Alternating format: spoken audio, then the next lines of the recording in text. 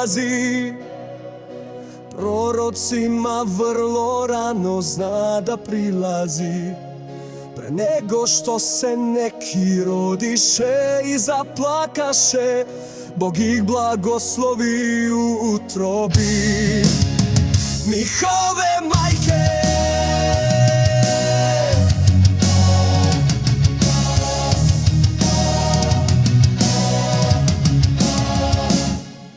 Pri tome je veoma surova za nerazumne, a zna da zbunjuje i uznemiruje neuke.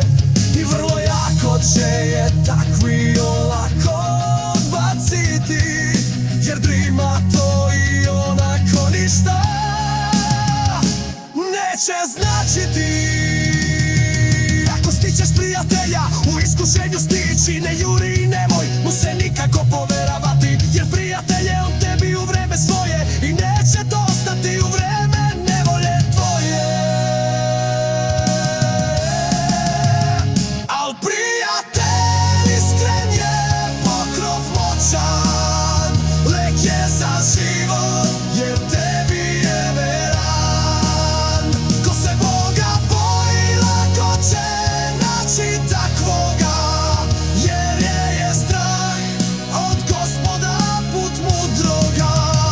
Ko ima uši će čuti, ko razum razumeti, premudro se neće svakome otkriti, da se između redova u tajne pronikne i Božja zagonetka